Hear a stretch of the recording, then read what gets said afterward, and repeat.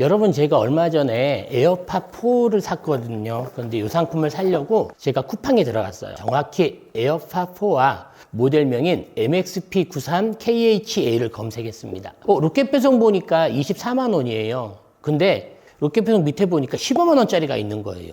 이게 뭐지? 싶어서 봤더니 판매자가 유한회사더라고요. 유한회사는 대부분 중국 판매자들이에요. 정품이라고는 하는데 솔직히 안 믿기잖아요. 그래서 스마트 스토어로 가서 또다시 모델명을 정확히 검색한 후 나온 상품을 클릭해서 들어가서 후기를 보니까 정품 맞아요 이런 글들이 있길래 19만 원에 믿고 샀습니다. 근데요, 제가 택배가 왔는데 운송장을 보니까 유한회사인 거예요. 이거 살 거면 쿠팡에서 15만 원짜리 사지 내가 왜 4만 원 더 주고 똑같은 걸 샀을까요? 후회되는 거예요. 자, 여러분 지금 오픈마켓에서 어떤 일이 벌어지고 있는지 아세요? 중국 셀러들이 쿠팡에만 있는 게 아니에요. 스마트 스토어에도 다 입점이 되어 있고요. 브랜드 정품을 어떻게 저렇게 싸게 파는지 모르겠지만 그들은 이미 국내 오픈마켓에 다 입점되어 있습니다. 테무나 알리나 쉬인이나 우리가 시커머스라고 하죠. 가격이 말도 안 되게 싸요. 그리고 이제는 쿠팡이나 스마트 스토어에도 직접 입점하고 있고 G마켓은 알리 지분이 50%니까 이제 곧 중국 판매자리 들어오겠죠. 자, 지금까지 우리 온라인 판매자가 돈 버는 방법이 뭐였겠어요? 첫 번째는 먼저 판다는 거였어요. 남들보다 상품 소싱 빨리 해서 먼저 등록하고 먼저 파는 거죠. 근데요, 시커머스가 들어오니까 이제 안 돼요. 중국 셀러가 직접 판매하기 때문에 신상품을 공장에서 우리보다 훨씬 빨리 받고 상품 등록을 해요. 자, 두 번째는 싸게 판다는 거였어요. 자, 우리가 마진 줄여서 최저가로 가격 경쟁을 하신 분들 많잖아요. 근데요, 중국 셀러들은 저마진이 아니라 이제 역마진으로 들어와요. 그럼 먼저 판다 안 되죠? 싸게 판다 안 되는 거예요. 그럼 우리는 온라인 판매를 포기해야 될까요? 아닙니다. 아직 하나가 남아 있어요. 이 영상을 끝까지 보시면 제가 매출을 올리는 비법을 바로 알게 되실 겁니다. 자, 바로 나만 판다는 전략입니다. 자, 먼저 판다, 싸게 판다는 이제 중국 셀러들한테 질 수밖에 없어요. 근데 나만 판다는 중국 셀러가 절대 못 따라옵니다. 예를 들어 볼게요. 네이버에서 텀블러 검색하면요, 무려 310만 개가 나와요. 여기서 내 상품이 소비자한테 발견되기 쉽겠어요? 거의 불가능하죠. 이제 앞에 내 이름을 붙이는 거예요. 필모와 텀블러.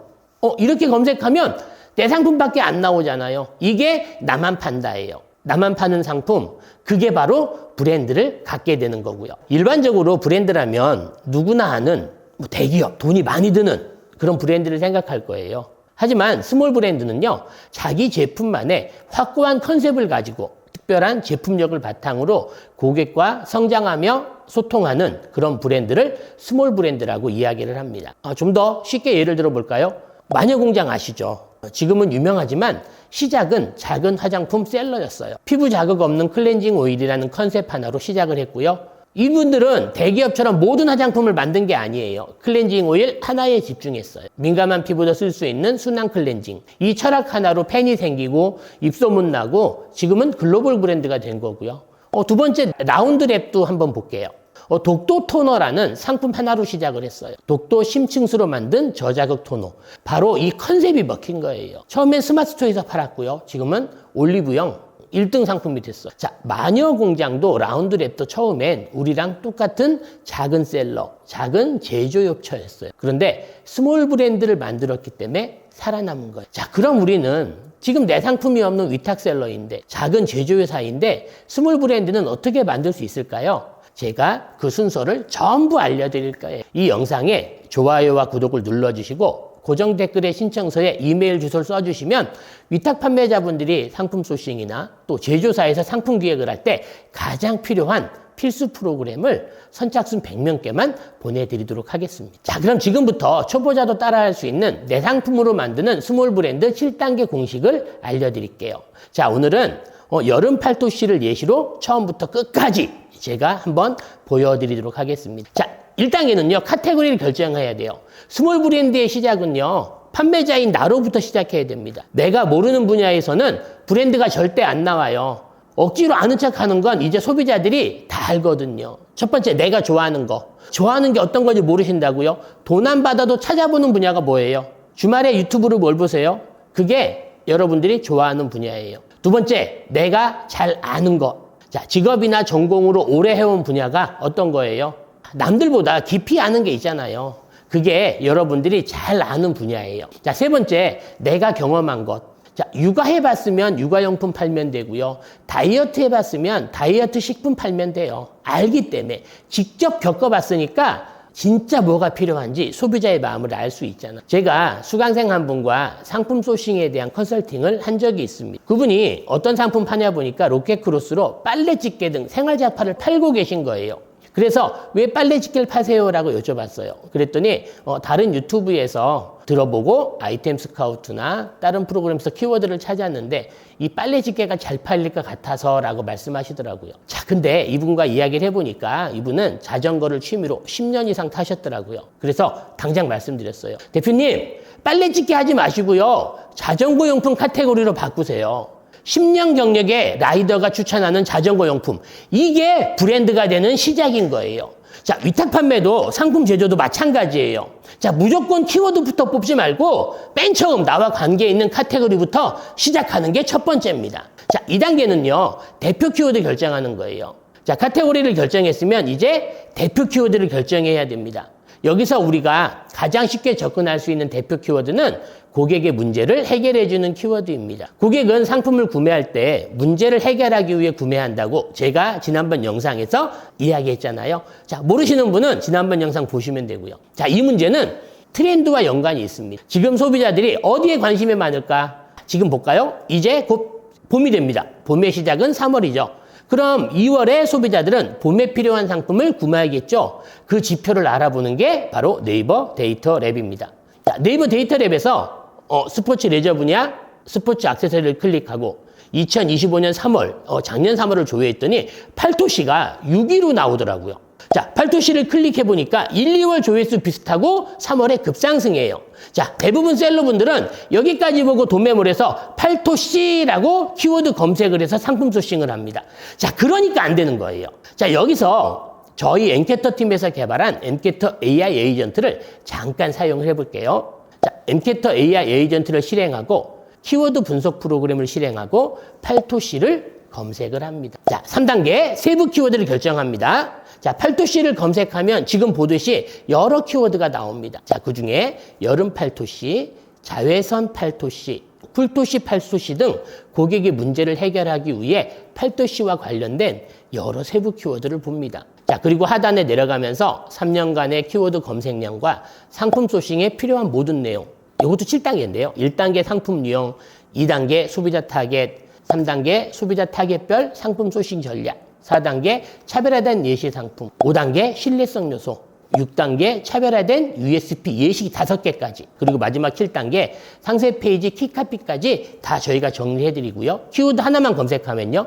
결론까지 내용을 다 읽어보시면 내가 이 대표 키워드로 어떤 상품을 소싱해야 될지 다 알게 됩니다. 정확히 이야기하면 어떤 세부 키워드로 도매 사이트에서 검색을 해야 고객이 지금 원하는 상품이 나오는지 이 프로그램에서 다 알려줍니다. 이 프로그램은 아직 베타 버전이라 용량이 1.5기가로 크고요. PC에서만 작동하지만 저희 상품 소싱과 상품 기획 비법이 다 들어가 있어요. 지금은 하루 5번만 사용이 가능한데 제가 무료로 배포하고 있으니까요. 이 프로그램 받으실 분은 이 영상에 좋아요와 구독을 누르시고 고정 댓글에 신청서에 이메일을 써주세요. 제가 다 드리면 좋겠지만 한정이 있어 선착순 100명만 우선 드리고 있어요. 사용법은 프로그램을 다 받고 실행하면 아주 친절하게 설명되어 있으니까 누구나 사용하실 수 있을 겁니다. 그럼 이제 세부 키워드가 정해졌잖아요. 제가 정한 세부 키워드는 여름 팔토시, 자외선 차단 팔토시로 결정을 했습니다. 자, 이제 4단계 가볼게요. 도매 사이트에서 상품을 검색하는 거죠. 이제 도매 사이트에서 여름 팔토시, 자외선 차단 팔토시를 차례로 검색합니다. 검색 후 나오는 상세 페이지에서 여름과 관련된 기능성이나 UV 자외선 차단 기능이 있는지, 그리고 냉감 소재인지, 그리고 통기성은 좋은지 소비자 입장에서 검토를 해보고요. 자, 합리적인 가격과 좋은 기능을 있는 상품을 선택하시면 됩니다. 여기서 중요한 거는요. 도매 사이트에서 그냥 쿨토시로 검색해 볼까요? 7,700개 나오죠?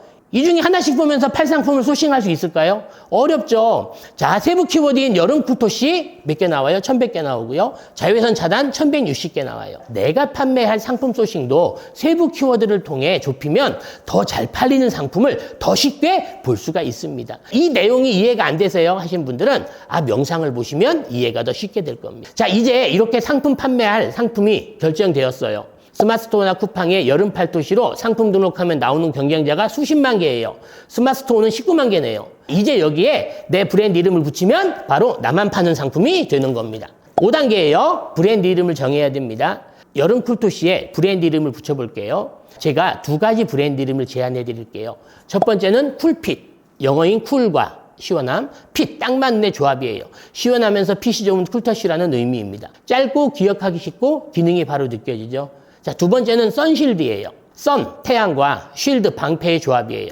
태양으로부터 피부를 보호한다는 의미입니다. 자외선 차단 기능을 강조하고 싶을 때 좋아요. 자, 이 이름 찾는 거 만들기 어렵죠. GPT에게 상품 설명하고 이름 10개만 만들어줘. 그러면 알아서 잘 만들어줍니다. 자, 그래서 제가 네이버에서 쿨핏 팔토시라고 검색하니까 이미 다른 상품들이 있어요. 그럼 못 쓰죠? 선실드로 가볼게요. 없어요. 자, 이제 쿨토시로 검색하면 수만 개 상품이 나오지만 선실드 쿨토시는 내 상품 한 개만 나오게 됩니다. 이게 나만 판다예요. 자, 이제 6단계 브랜드 스토리 만들기 가볼게요. 자, 브랜드 이름이 정해졌으면 이제 스토리를 만들어야 돼요. 스토리는 3단계 구조로 만듭니다. 등장인물, 갈등, 극복. 자, 제가 선실드 브랜드 스토리를 만들어 볼게요. 저는 주말마다 자전거 타는 걸 좋아하는 40대 직장인이에요. 자, 갈등.